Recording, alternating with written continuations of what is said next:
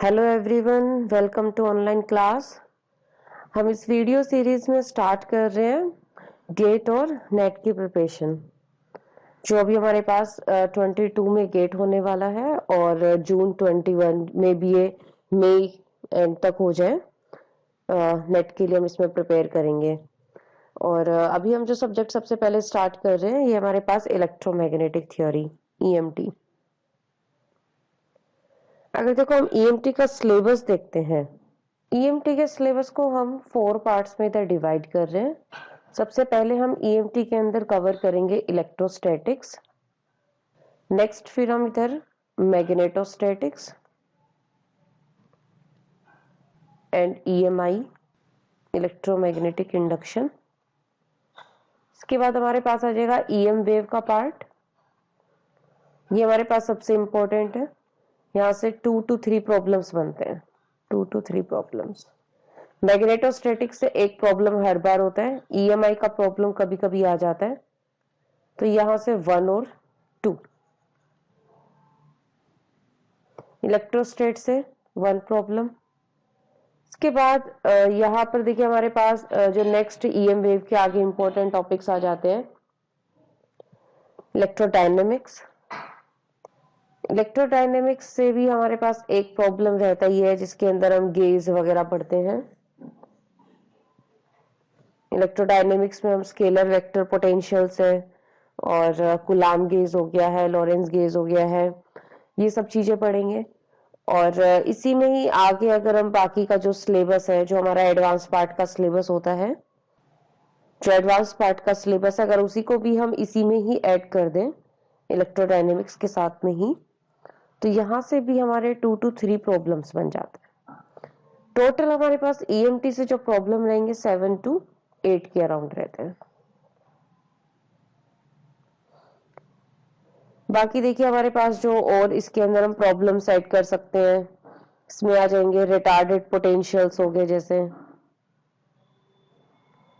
Retarded potential हो गया है, रेडिएशन फ्रॉम मूविंग चार्ज हो गया, डाइपोल्स, ये सब चीजें। और साथ में इसी के अंदर ही हम कर सकते हैं Lawrence invariance of Maxwell equation. Total हमारे पास जो ईएमटी रहेगा एग्जाम में, ये अराउंड 30 मार्क्स कैरी करेगा। तो अभी हम लोग स्टार्ट कर रहे हैं इलेक्ट्रोस्टैटिक्स से। देखिए इलेक्ट्रोस्टैटिक्स में सबसे पहले हमारे पास कूलम्ब्स लॉ ही है। कूलम्ब्स लॉ हमें एक्सप्रेशन देता है force between 2 charges, 2 point charges. ये अगर हमारे पास 2 पॉइंट चार्जेस है Q1 एंड Q2 और ये सेपरेटेड है बाय r डिस्टेंस, तो इन दोनों चार्जेस के बीच में अट्रैक्शन रिपल्शन जो भी फोर्स है, उसका एक्सप्रेशन हमारे पास क्या हो जाएगा, 1/4 पे epsilon naught Q1 Q2 by r square. Coulomb's law के इस यहीं से ही फिर हम फर्दर इलेक्ट्रिक फील्ड कैलकुलेट कर सकते हैं, force divided by test charge. उसका एक्सप्रेशन अगर हम फाइनली कैलकुलेट करें, Q बाय r स्क्वायर। इस तरीके से समझ सकते हैं कि अगर जैसे ये कोई पॉइंट चार्ज है, इससे r डिस्टेंस पर यहां हम इलेक्ट्रिक फील्ड कैलकुलेट करना चाहते हैं, तो किसी पॉइंट चार्ज से r डिस्टेंस पर जो इलेक्ट्रिक फील्ड का एक्सप्रेशन रहेगा, 1/4 पे epsilon naught Q by r square.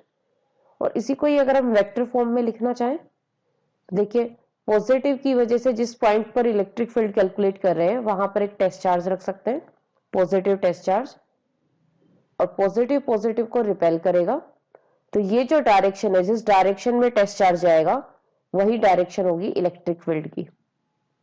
इस डायरेक्शन को हम फर्दर, जैसे r है, r कैप से भी डिनोट कर सकते हैं। अगर इसका हम वेक्टर फॉर्म में एक्सप्रेशन लिखना है, मैग्नीट्यूड इनटू डायरेक्शन, इस तरीके से। नेक्स्ट यहां पर हम डिफाइन कर रहे हैं चार्ज डेंसिटी।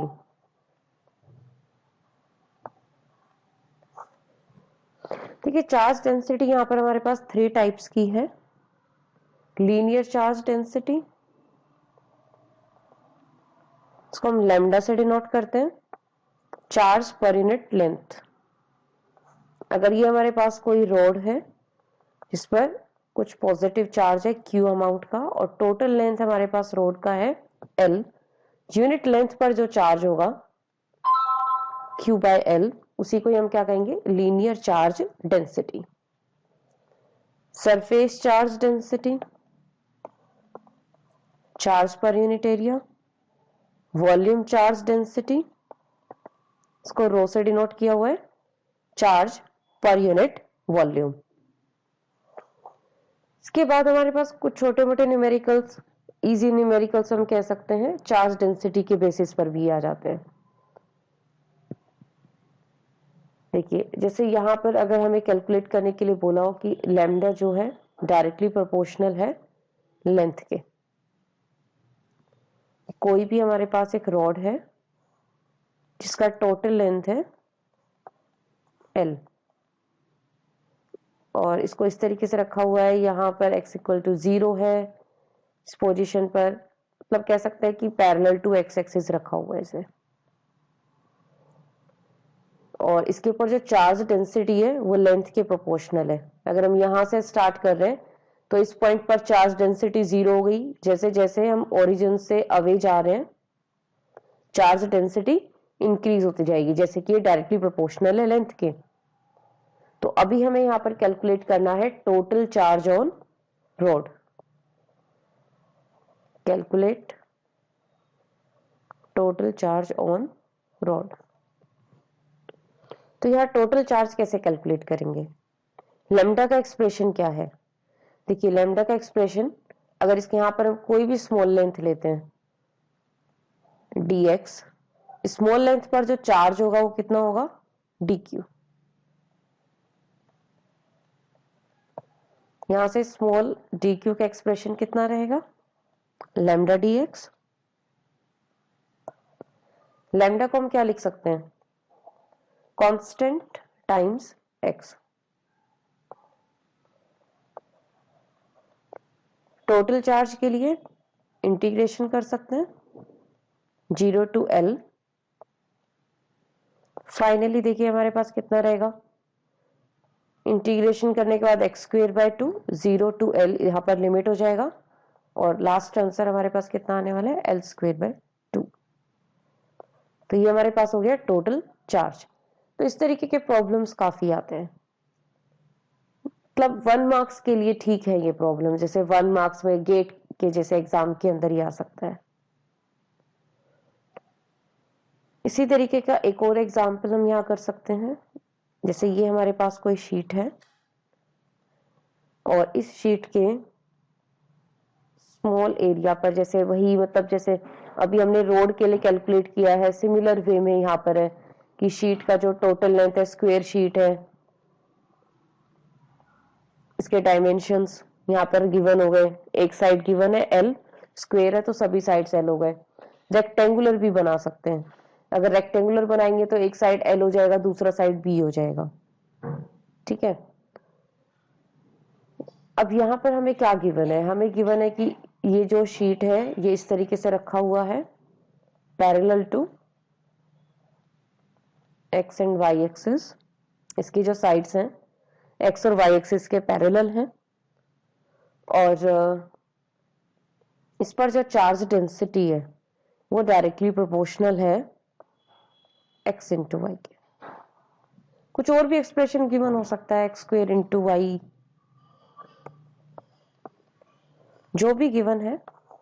यहां से चार्ज डेंसिटी डिफाइन किया, प्रॉब्लम सेम है, टोटल चार्ज हमें स्क्वायर शीट के ऊपर कैलकुलेट करना है। देखिए टोटल चार्ज के लिए क्या एक्सप्रेशन रहेगा, सिग्मा को हम ऐसे लिख सकते हैं, इसके स्मॉल पार्ट पर, स्मॉल एरिया पर जो एरिया है dA, चार्ज कितना है इस पर dq, तो सिग्मा हो जाएगा dq/dA। यहां से dq का एक्सप्रेशन कितना रहेगा, सिग्मा dA। सिग्मा कितना है, sigma naught x into y, dA small area है, इस तरीके से कहा जा सकता है कि ये लेंथ अगर dx है और ये लेंथ है dy, तो dA हमारे पास कितना हो जाएगा, dx इंटू dy। तो x का इंटीग्रेशन x² by 2 y का इंटीग्रेशन y स्क्वेयर बाय 2 और लिमिट कितना रहेगा 0 to l।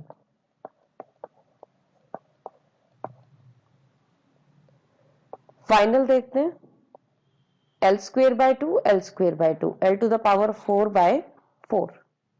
ये हमारे पास क्या है total charge on square sheet. और अगर इसी को हम स्क्वायर शीट ना लेकर रेक्टेंगुलर शीट लेते तो यहां पर डिफरेंस बस लिमिट्स में आएगा। अगर यही शीट रेक्टेंगुलर होती और इसकी लेंथ x के अंदर l हो जाती और y के अंदर जैसे b,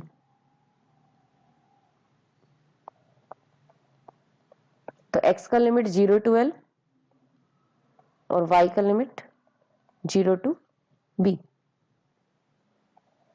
तो इस केस में देखिए हमारे पास यहां से आंसर चेंज हो जाता है। फाइनल आंसर आएगा l square b square divided by 4।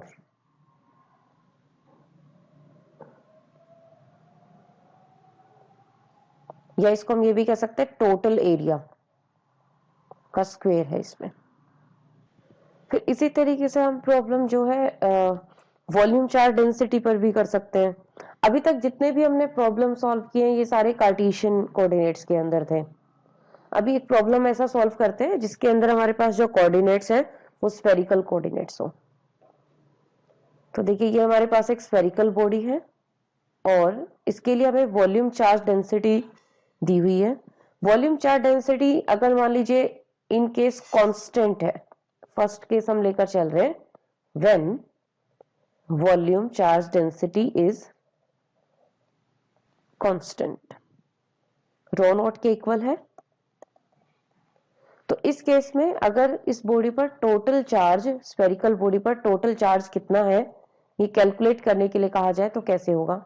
Radius हमें गिवन है कैपिटल आर। देखिए रो का एक्सप्रेशन क्या रहता है, अगर हम इसका एक स्मॉल वॉल्यूम लेते हैं dv और इस पर चार्ज कितना गिवन है, जैसे स्मॉल वॉल्यूम पर चार्ज हो गया स्मॉल dq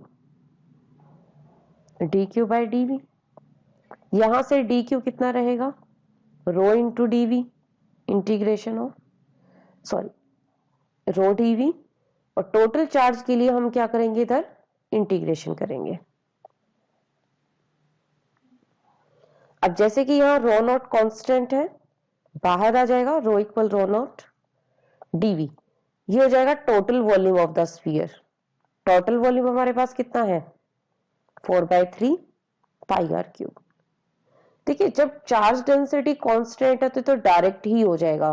डायरेक्ट हम ये वाला फॉर्मूला यूज कर सकते हैं चार्ज डिवाइडेड बाय वॉल्यूम। तो यहां से चार्ज सीधा कितना आएगा density into volume, rho naught into 4/3 pi r cube. यहां तक ठीक है, पर प्रॉब्लम हमारे पास कब आएगी जब यहां पर चार्ज डेंसिटी कांस्टेंट ना होकर अलग अलग पॉइंट पर या फिर जो भी हमारे पास यहाँ पर कोऑर्डिनेट्स है आर थीटा एंड फाई उन पर डिपेंड करेगी। इसके अकॉर्डिंग एक प्रॉब्लम सॉल्व कर लेते हैं। देखिए चार्ज डेंसिटी हमें दी हुई है रो नॉट आर साइन थीटा। इस तरीके का प्रॉब्लम नेट एग्जाम में भी आया हुआ है। तो अभी प्रॉब्लम पूछा हुआ है टोटल चार्ज कैलकुलेट करें। देखिए टोटल चार्ज किस तरीके से कैलकुलेट होगा, रो dv या d टाउ, वॉल्यूम एलिमेंट के लिए dv भी यूज करते हैं d टाउ भी। यहां पर कितना रहेगा rho naught r sine theta. Volume element spherical coordinates में क्या रहेगा, देखिए वॉल्यूम एलिमेंट हमारे पास रहता है r square sine theta d r d theta d phi. R cube d r sine square theta d theta d phi. Limits phi की limit 0 to 2 pi, theta की लिमिट रहेगी हमारे पास 0 to पाई और ये हमारे पास होगा 0 to r, क्योंकि हम पूरे स्फीयर पर चार्ज कैलकुलेट कर रहे हैं तो इसमें जो 0 से r तक लिमिट रहेगा, ये हमारे पास आएगा r4/4 आफ्टर इंटीग्रेशन। इसका सॉल्यूशन करेंगे, हमारे पास कितना रहेगा 2 पाई। अब साइन स्क्वायर थीटा के लिए जब हम सॉल्व करेंगे तो देखिए किस तरीके से रहेगा। इसको हम पहले अलग से भी सॉल्व कर सकते हैं। इधर sine square theta d theta,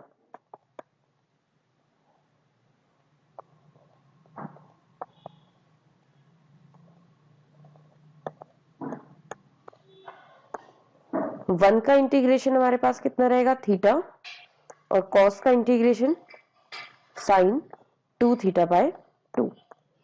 sign 2 theta में अगर हम अपर लिमिट पाई पुट करें या फिर ये लोअर लिमिट 0, दोनों पर ये 0 रहेगा।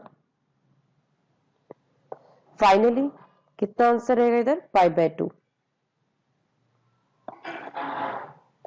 तो इस इंटीग्रेशन का सॉल्यूशन π/2 है।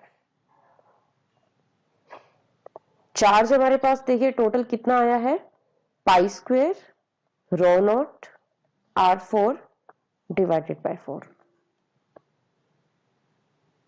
ये इस सीरीज का फर्स्ट वीडियो था। इसके बाद नेक्स्ट सीरीज में हम स्टार्ट करेंगे कुछ प्रीवियस ईयर प्रॉब्लम्स भी, क्योंकि यहाँ तक में सिर्फ अभी तक एक प्रीवियस ईयर प्रॉब्लम आया है जो सिर्फ ये चार्ज डेंसिटी के हेल्प से चार्ज कैलकुलेट करने पर है। इसके आगे नेक्स्ट हम जो प्रॉब्लम सॉल्व करेंगे नेक्स्ट वीडियोस में, वहां पर हम कैलकुलेशन करेंगे इलेक्ट्रिक फील्ड का वेरियस चार्ज डिस्ट्रीब्यूशंस की वजह से। देन हमारे पास आएगा इलेक्ट्रिक पोटेंशियल, पोटेंशियल एनर्जी, और साथ में सबसे इंपॉर्टेंट ये रहेगा कि अगर हमें रो गिवन है, रो के हेल्प से ई का कैलकुलेशन कैसे रहेगा, ई गिवन है तो रो का कैलकुलेशन कैसे होगा, और अगर रो गिवन है तो वी का कैलकुलेशन कैसे है, या ई गिवन है तो वी का कैलकुलेशन कैसे है। तो यहाँ पर हमें इस तरीके के फॉर्मूले पढ़ने हैं कि इन क्वांटिटीज को एक दूसरे के हेल्प से कैसे कैलकुलेट किया जाए। तो नेक्स्ट कुछ वीडियोस के अंदर हम जो प्रॉब्लम सॉल्व करेंगे उनमें हमें ई, वी और रो का कैलकुलेशन करना है। और अगर आप लोग हमारे स्पेशल 100 ग्रुप ज्वाइन करना चाहते हैं फॉर 100% सिलेक्शन, आप लोग हमें मेल कर सकते हैं govt.exam11@gmail.com पर, या फिर आप लोग हमें व्हाट्सएप कर सकते हैं। और साथ में आप हमारा ये जो टेलीग्राम ग्रुप है इसको ज्वाइन कर सकते हैं, जहां पर आपको कोई भी डाउट है तो आप अपना डाउट वहां पर भेज सकते हैं हमें, और कुछ भी डिस्कशन करना है या रिगार्डिंग जो हमारे स्पेशल 100 ग्रुप है इसके रिगार्डिंग कोई भी आपकी क्वेरी है वो भी आप हमसे पूछ सकते हैं। Okay, thank you.